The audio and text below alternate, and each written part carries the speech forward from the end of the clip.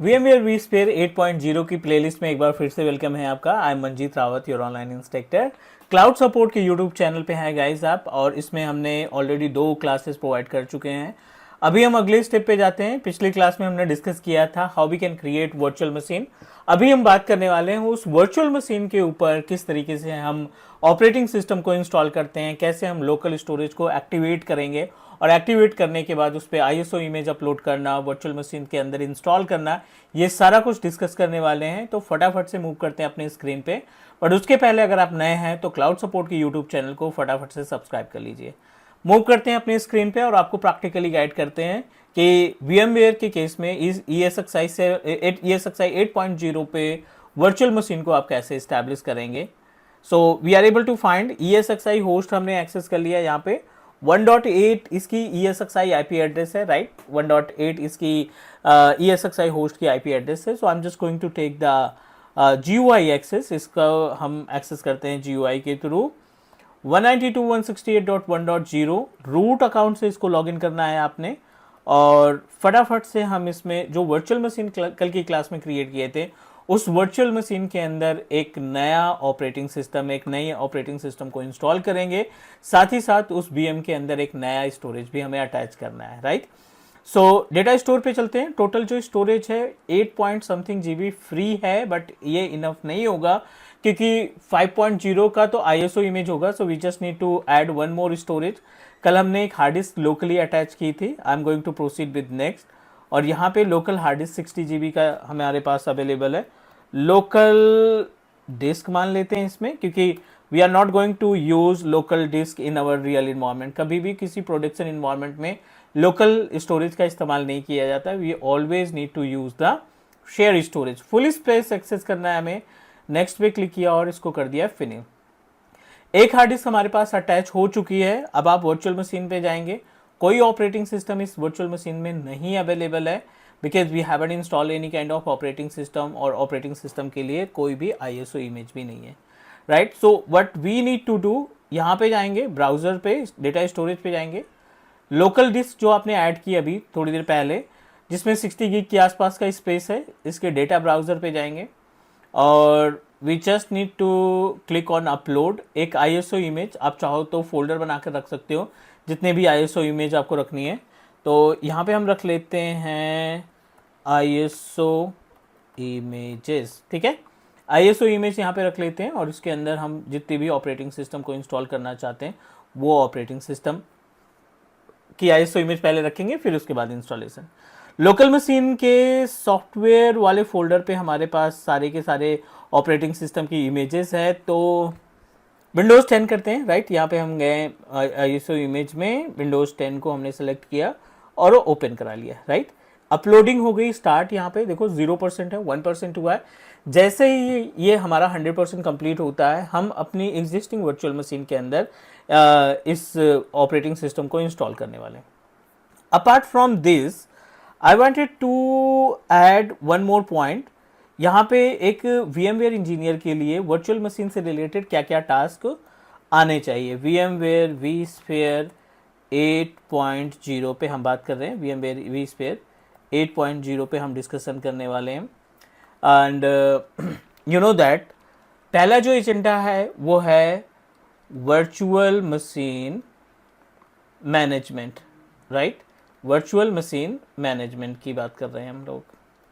And in case of virtual machines management, ये अपना ESXi host हो गया। जो भी ESXi होस्ट में आपने स्टोरेज वगैरह लगा रखा है, और इस ESXi होस्ट के अंदर हमें क्या करना है, एक VM क्रिएट करना है।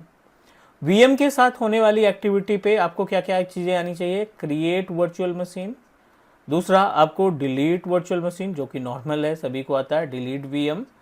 Number third, install operating system, आपको OS इंस्टॉल करना आना चाहिए।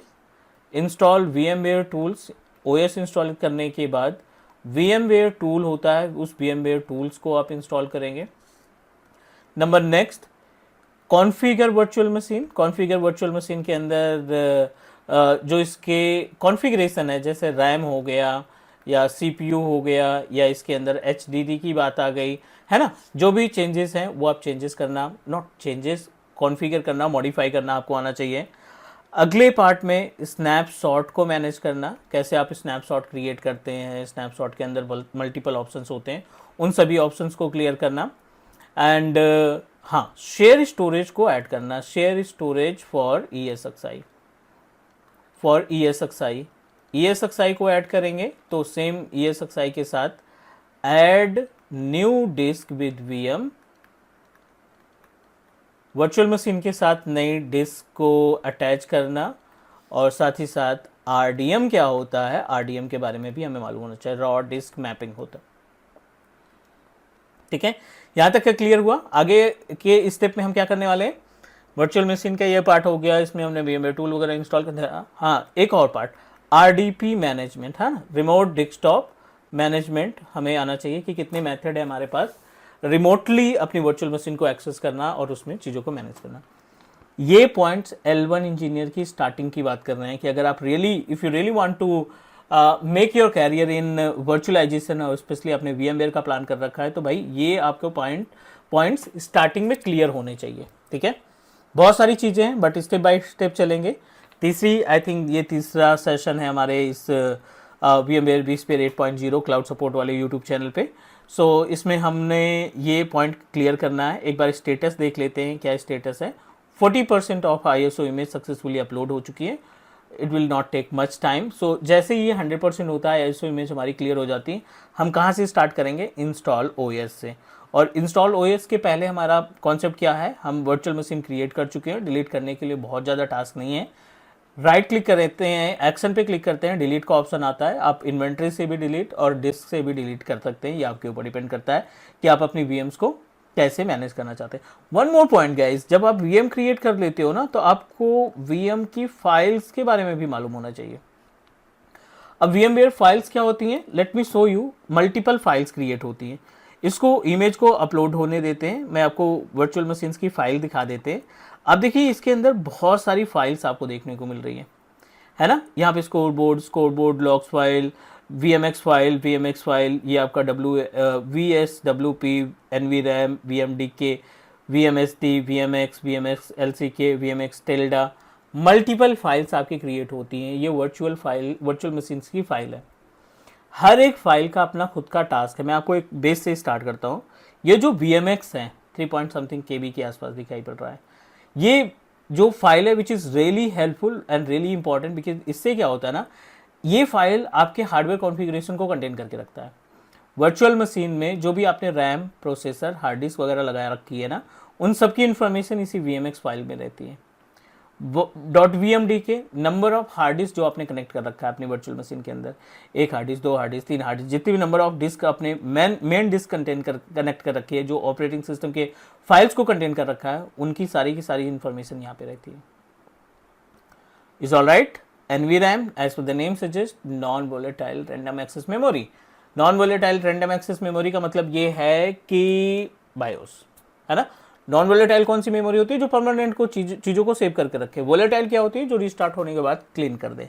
तो NVRAM responsible to contain the BIOS. कोई पूछता है आपसे इंटरव्यू के टाइम पे कि what is use of NVRAM, तो you can directly say that NVRAM is a type of non-volatile memory which is responsible to what we can say, which is responsible to save the configuration, क्योंकि ये BIOS को contain करता है ना। Log file में जितनी बार machine को restart करेंगे, स्टॉप करेंगे, शट डाउन करेंगे, उतनी बारी आपके पास लॉग जनरेट होगा और इस लॉग के थ्रू आप एग्जैक्ट मालूम कर सकते हैं कि आपका सिस्टम क्यों रिस्टार्ट हुआ, किस मेथड के थ्रू रिस्टार्ट हुआ, प्रॉब्लम क्या है, या कितने बज के कितने मिनट पे कौन सी डेट थी, क्या टाइम था, वो सारी इन्फॉर्मेशन आपको लॉग्स में मिल जाएगी, है ना। तो जो ये वर्चुअल मशीन्स की फाइल्स हैं विच आर रियली इंपॉर्टेंट, जितनी भी फाइल्स आपको देखने को मिलती हैं, अभी तो कम है, जब आप इसका स्नैपशॉट क्रिएट करोगे तो और नंबर ऑफ फाइल्स आपकी बढ़ जाएंगी। और जो स्नैपशॉट की फाइल है वो कहीं ना कहीं हमारी ट्रबल शूटिंग के टाइम पे, जब आप वर्चुअल मशीन को ट्रबल शूट करते हो ना, तो उस टाइम पे ये आपकी बहुत ज़्यादा हेल्प करने वाली है, right. So I want to give you the complete information, so that's why कोई भी चीज़ें स्किप ना हो जाए, इस वजह से हम सारी चीज़ें आपको प्रोवाइड करते रहेंगे। बैक आ जाते हैं, ये होगी वर्चुअल मशीन्स फाइल हो गई, और VM फाइल्स विद स्नैपशॉट, ठीक है। VM फाइल विद स्नैपशॉट्स के साथ में कितनी फाइल्स आपको मिलेंगी, ये आपके पास पूरी लिस्ट होनी चाहिए। तो ये हमारा एजेंडा है, इसमें 2 या 3 क्लासेस जो भी वीडियोस हमें बनानी पड़ेगी वो हम क्रिएट करके आपके साथ शेयर करेंगे। बट आप stay tune with cloud support, ये हमारा यूट्यूब चैनल है, इस पर आप कंटिन्यू विजिट करते रहिए। डेली बेसिस पे हमने प्लान किया कि एनी हाउ आपको एक वीडियो प्रोवाइड करेंगे ताकि आपका फ्लो बना रहे, आप फील करो कि आप किसी पर्टिकुलर क्लास में हैं और क्लास से बेस्ट तरीके से हम आपको कंटेंट प्रोवाइड करेंगे, प्रैक्टिकली जो चीज़ें आपको समझ में आ जाएंगी। चलिए 80% हो गया लगभग, है ना, 81%। तो ISO इमेज भी 5 GB की है, तो definitely it will take time.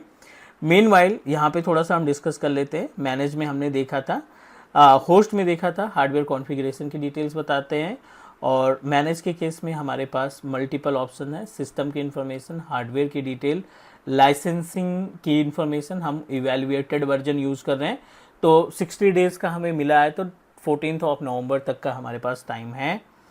Packages में जो लेटेस्ट अपडेट होते हैं, पैचिंग वगैरह ना, वो यहाँ पे मिल जाते हैं। पैचिंग का पार्ट हम कंप्लीट करेंगे with the help of vCenter server. तो ये सारी चीज़ कैसे इस्तेमाल करते हैं वो हम देखेंगे कि ESXi को अपग्रेड करना, उसके पैकेज को अपडेट करना, इनके बारे में बात करेंगे। And this is the panel of services. Services क्या करती हैं? NTPD सर्विस जो नेटवर्क टाइम प्रोटोकॉल सर्विस है ना, SSH सर्विस है, शेल की सर्विस है, वो सारा कुछ मैनेज करते हैं। यूज़र्स का पार्ट आ जाता है यहाँ पे, ऑथेंटिकेशन के लिए एक्टिव डायरेक्टरी को कनेक्ट कराना, smart card authentication, users management. तो ये सारा पार्ट अपकमिंग डेज में हम कवर करने वाले हैं। अभी फटाफट से चलते हैं हम अपनी वर्चुअल मशीन में, क्योंकि आप देखो 99% ये कंप्लीट हो गया हमारा। जो ISO इमेज हमने अपलोड की वो सक्सेसफुली हो गई है अपलोड। अब आप इस ESXi होस्ट को ना प्रॉपर्टीज़ पे जाओगे, सेटिंग्स पे जाओगे। सेटिंग पे जाने के बाद जो ISO इमेज है ये CD DVD में, इसको होस्ट से हटाओ, डेटा स्टोर सेलेक्ट करो, VM इमेज पे जाओ, लोकल डिस्क में है, ISO इमेजेस पे जाओ, विंडोज़ 10 की इमेज सेलेक्ट करो, 5.242 के आसपास का साइज़ है, सेलेक्ट करो और इसको करो सेव और मशीन को करो रीस्टार्ट। मशीन को रीस्टार्ट करने के बाद आपका जो सिस्टम है, वर्चुअल मशीन है, वो बूट करना स्टार्ट कर देगी। किससे? With the help of Windows 10 operating system. Click करो, विंडोज़ 10 का बूटिंग आ गया। अब जो नॉर्मल बूटिंग प्रोसेस होता है, आपके नॉर्मल कंप्यूटर पे आप बूटिंग प्रोसेस का इस्तेमाल करते हैं, सेम बूटिंग प्रोसेस हम इसमें इस्तेमाल करेंगे to install our operating system. तो देखते हैं, थोड़ा सा स्पेस कम है, मे बी कि इसका इम्पैक्ट पड़े हमारे सिस्टम पे, स्लो हो, but we are able to install. 10 GB में तो हो जाना चाहिए, otherwise will increase the size of our hard drive, या फिर हम नई हार्ड डिस्क नए VM क्रिएट करेंगे with high capacity of hard drive. Simple सा सेम प्रोसीजर, 10 GB का स्पेस है, मे बी थोड़ा सा प्रॉब्लम हो, बट लेट्स सी।